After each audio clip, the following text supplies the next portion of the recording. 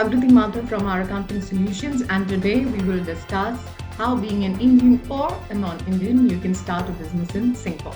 Okay, so two ways of doing business in Singapore anywhere is first you can go for the outsource model, and second is setting up your own company. What do I mean by outsource model? Outsource model is that you can work through your associates and partners.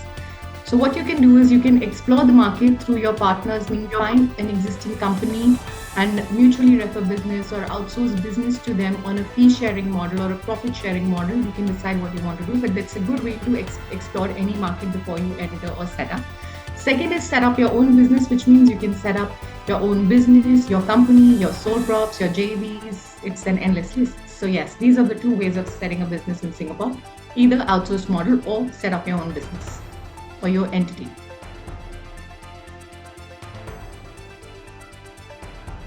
Okay, so let's discuss about the pros and cons of both the models. So first is, what are the pros and cons if you set up your own business?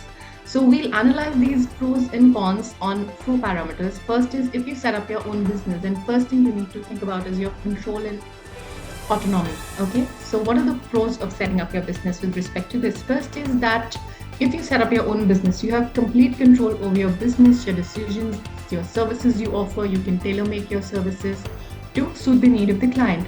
And what is a con, we can say, for this is that running your own business can be time consuming and require significant effort. You're responsible for everything, right from finding the client to managing the finances and the compliance. So control and autonomy is first thing that we need to consider while setting up our own business in Singapore. Second is, what is the profit potential of your business? So the advantage of setting up your own business is that you have the potential to earn higher profits.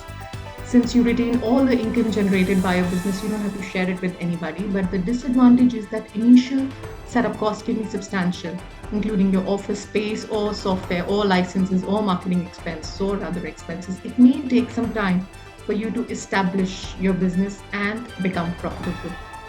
Third thing while setting up your business that we really need to consider is brand and reputation building. I think it's very important.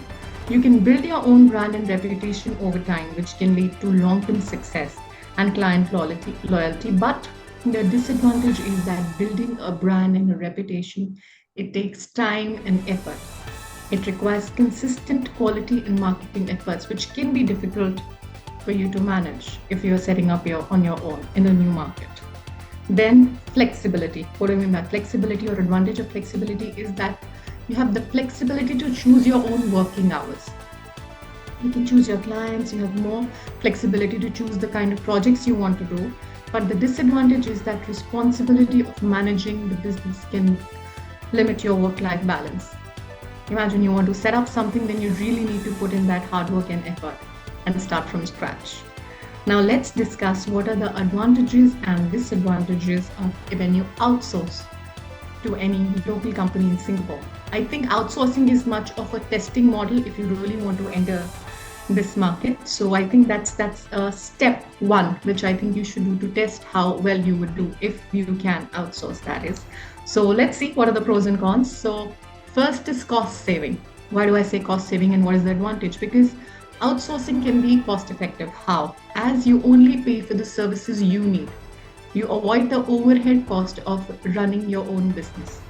You don't have your overhead. It's just the outsource fee that you need to pay, and everything else is taken care of. But the disadvantage is that you may have less control over costs or the price, right? Because the outsourcing company may have a fixed price structure or would have any pricing structure, which if you want to outsource the business, you have to agree to. You can't get those discounts or flash sales or something if you want to do, because you have that cost constraint. Second is expertise and resources. The advantages of outsourcing is that you can leverage the expertise and resources of that country. The person who's already established in that country, in that practice, knows more about the market, and there you can leverage on the expertise of that person. The knowledge and experience can come in handy. But what is a disadvantage is that you have less customization and flexibility in the services offered, because that person may have a fixed way of doing things and you have to accept it. You can't really impress upon how you want things to be done, or maybe just how you can disrupt the market in today's terms. What then we about outsourcing, what we can talk about is scalability. I think if you're outsourcing your work uh, to others, you can in some way scale up or scale down your business without incurring a lot of cost, and it is very flexible and adaptable. However, the disadvantage is that you will not have direct control over the timing, quality, and prioritization of the work that you want. So that's a disadvantage. Although you can scale your business, but you can't guarantee the quality and time.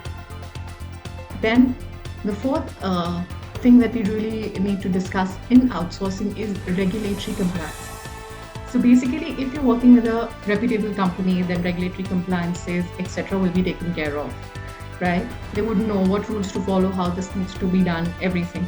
But then the disadvantage is that you won't know. You may not have complete transparency. You are dependent on the third person. So you will have some responsibility. Actually, you have the complete responsibility towards your client, but you really don't know where you are lacking. So these are some advantages and disadvantages. So if I have to summarize, I'll say that choice between setting up your business and outsourcing to any local company depends upon your specific circumstances, goals, and preferences. Of course, setting up your business offers more control, but it requires significant effort and initial investment also, which sometimes can be, uh, trick in the whole plan because you may not have those funds with you at that time. But all outsourcing can provide you cost saving, expertise, scalability, but yes, it involves less customization and direct control. So carefully evaluate your business needs and objectives before you make a decision, I would say. So these, I would say, are the pros and cons of two models. So decide for yourself what you want to go for.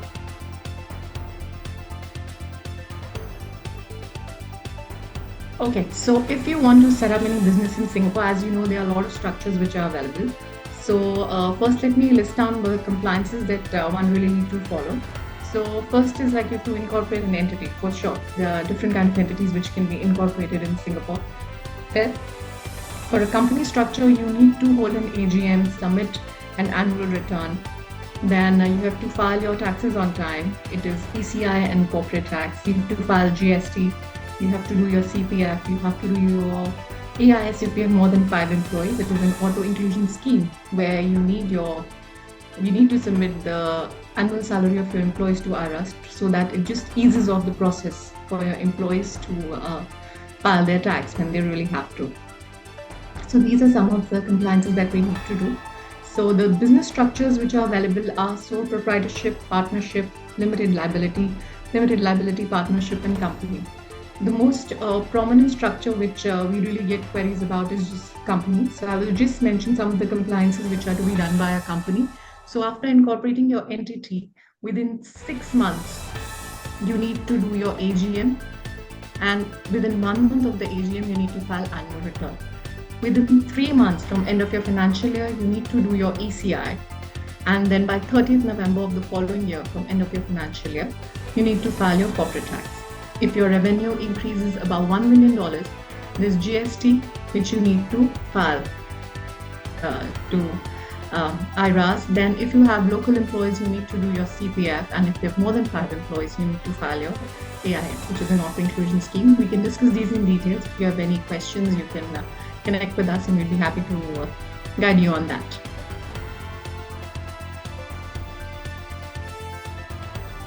Okay, how we can help is we can be your one-stop solution for all your accounting and compliance needs in Singapore. RES provides complete set of services, right from setting up your business to your accounting to your GSTs to your compliances, everything we take care of that. You need anything, you can come to us. We also can help you get finance and funding if required. We can get you connected to the right kind of people you need to be connected to, and hopefully something should work out for you. So basically, we can be your partners, we can hold your hand, and we can help you set up your business here and run the finance function for you.